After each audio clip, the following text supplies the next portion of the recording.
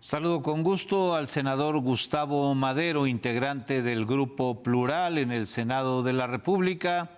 Gracias por estar aquí. Muchas gracias, Guillermo. Un gusto saludarte siempre. Gracias por la invitación. Muchas gracias, senador. El presidente envió al Senado una segunda terna con sus propuestas para ministra de la Suprema Corte. ¿Qué sigue ahora, senador? Bueno, lo que se requiere otra vez es la segunda terna que se envía.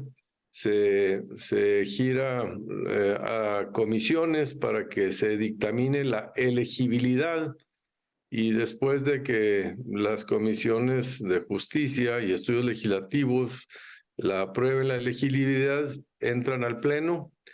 Ese dictamen se le da primera lectura y en una segunda sesión se les pide que comparezcan al Pleno, Guillermo, las tres otra vez y expliquen y den su posicionamiento por 20 minutos. Después de eso, Guillermo, hay dos votaciones para que se complete alguna de ellas, las dos terceras partes. Si ninguna de las dos votaciones, ninguna de ellas obtuviera las dos terceras partes, se regresaría otra vez al presidente de la República y entonces él ya directamente decidiría cuál de las tres de la última terna nombraría él directamente, sin el apoyo del Senado, de la mayoría política, como nueva ministra por 15 años, Guillermo. Ese es el procedimiento.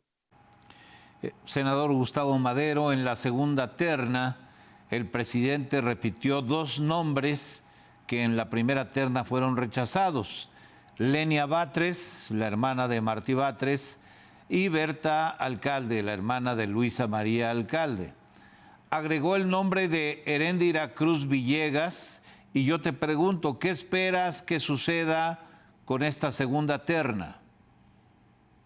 Lo que yo espero es que otra vez en comisiones aprueben por mayoría simple la elegibilidad de las tres y en el Pleno el dictamen también por mayoría simple que tiene Morena, la apruebe la elegibilidad.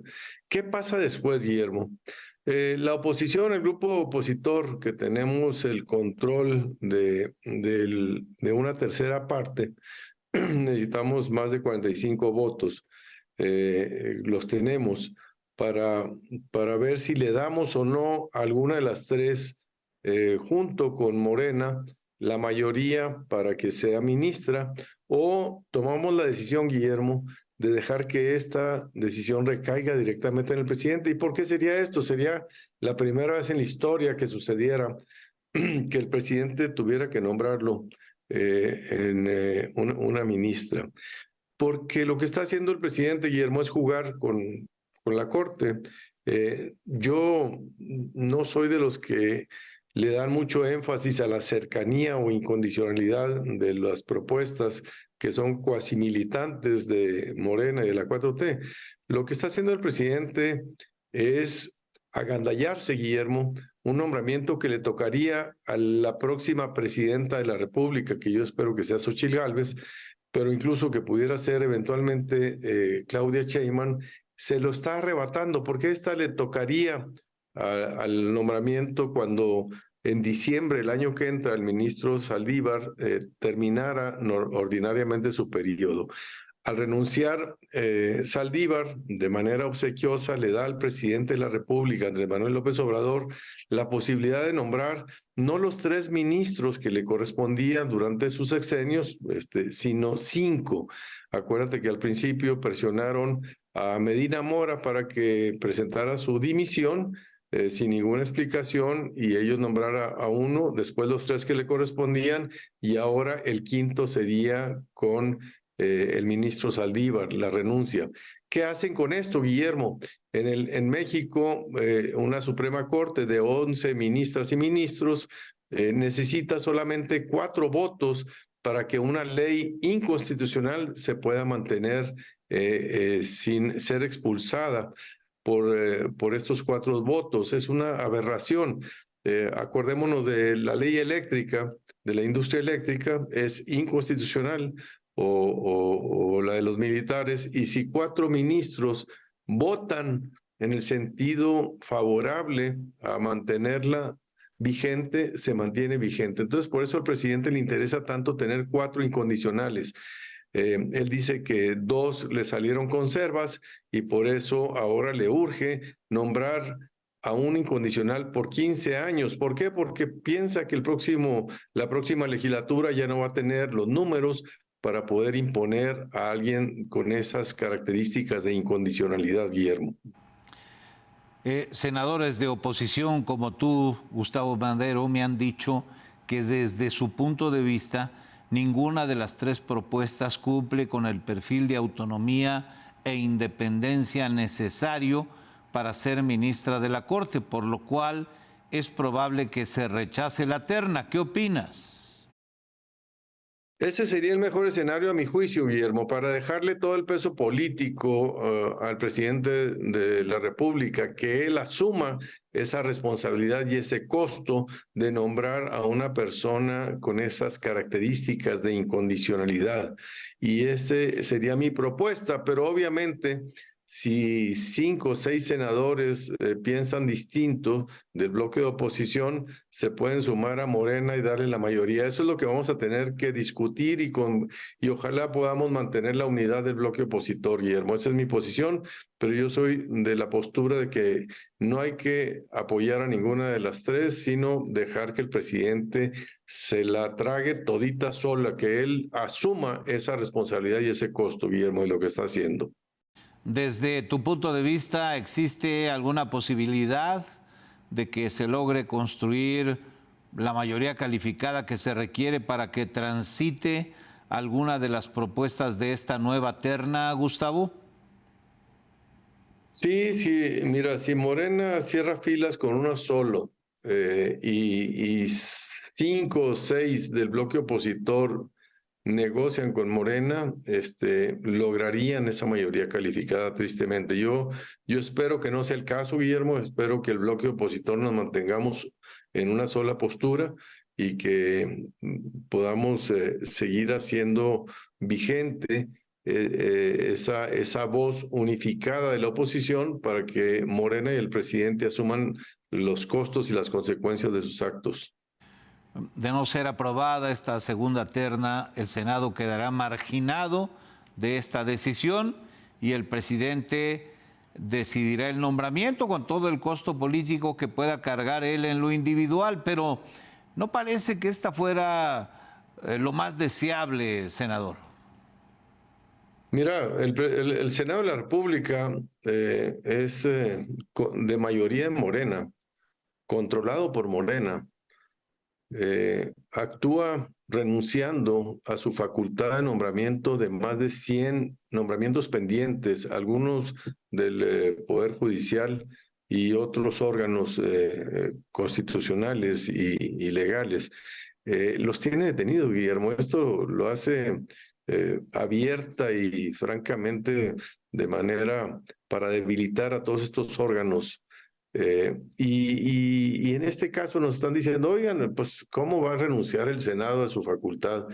Pues lo que pasa es que no quisiera que nos prestáramos a legitimar una burla que está haciendo el presidente de la República y el ministro Saldívar, que es el que propició y facilitó que esto sucediera. El ministro Saldívar, Arturo Saldívar, no es que ahora se incorpore a la 4T, siempre ha estado en la 4T, pero ahora le obsequia al presidente 15 años de que él, Andrés Manuel López Obrador, nombre a una incondicional de él, de Andrés Manuel López Obrador, por 15 años.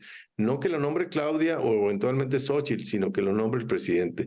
Eso es lo que no se vale, eso es lo que ojalá y la oposición logremos mantener la unidad y le restreguemos al presidente para que él asuma todo el costo político de esta maniobra tan burda de cooptación. Él ya ganó, Guillermo, o lo nombramos nosotros o lo nombra él, una de las 3 que son sus incondicionales. Eso no va a cambiar. Él ya ganó porque el ministro Saldívar renunció, el presidente aceptó su renuncia, aun cuando no hubiera causa grave, y el Senado con mayoría de Morena le aceptó la renuncia aunque no hubiera causa grave. Al suceder todo eso, ya el presidente impone una de las tres, ya la única duda es cuál de las tres. Y si lo hace el Senado, lo hace el presidente. Yo soy de la idea de que va a ser Berta Alcalde la favorita del presidente, y quiere construir con una mayoría en la Cámara de Senadores. Ojalá y no se la demos y que sea él el que la nombre y asuma todas las consecuencias y genere este bochornoso precedente de la historia moderna de nuestra democracia. Gustavo Madero, no quiero despedirme sin pedirte tu opinión sobre lo sucedido con Samuel García en Nuevo León, dado que es un tema que se volvió nacional al ser un precandidato a la presidencia. ¿Qué opinas de todo este episodio? Es muy triste, es muy lamentable. El gobernador Samuel García sabía desde el principio que el único facultado es el Congreso para nombrar un sustituto por más de 30 días. Él lo sabía. Él, cuando pide licencia por 60 días, que deja un encargado de despacho tratando de imponerlo a la chicana y metiendo una serie de amparos muy chafas, con jueces de estados pero que no iban a prosperar. En un momento o en otro, al final del día, se iba a imponer que lo que dice la Constitución, que él mismo reformó, no hay que olvidarlo. Y entonces no le salió el cuento, se está haciendo la víctima, pero realmente a mí me da muchísima tristeza por Nuevo León, por todo el daño que le está haciendo a su imagen, a la seriedad de un Estado tan importante que requiere un gobierno del Estado y un gobernador a la altura. No le salió el chiste de quedarse con la candidatura a la presidencia y poner un pelele que le cuidara las espaldas y que no permitiera que avanzara todo lo que él ha detenido, Guillermo. Él ha detenido la promulgación de leyes, decretos y nombramientos y aprobaciones de presupuestos. Es lo que él quiere que se siga manteniendo. Y por eso también se habla que cuando se enteró de cómo la resolución de la Suprema Corte, en menos de 60 minutos cambió de parecer y regresó intempestivamente al Palacio. Lo hizo de una manera, Guillermo, que no ha sido todavía suficientemente resuelta. Él publicó en el Diario Oficial del Estado que regresaba, y lo hizo mientras todavía Luis Enrique Orozco era el gobernador interino en funciones. Entonces, esa situación sigue siendo irregular. Él nunca presentó al Congreso, a quien debería presentarle el aviso de que regresaba y que le autorizaran la suspensión de su licencia, como ya lo hizo Luis Enrique Orozco el día de hoy. Luis Enrique Orozco hizo las cosas bien y evidenció lo débil y lo frágil que está la posición de Samuel García. De hecho, hubo un periodo en que ejerció usurpación de funciones durante el primer minuto del día 2 de diciembre y el día de hoy, en donde ya pide la licencia Luis Enrique Orozco. En ese periodo actuó como gobernador Samuel García sin serlo, y eso es una usurpación de funciones. Bien, senador Gustavo Madero, gracias por estar aquí, gracias por ayudarnos con tus opiniones a entender un poco mejor lo que está pasando. Gracias. El agradecido soy yo. Te mando un saludo. Hasta pronto, Gustavo. Muchas gracias.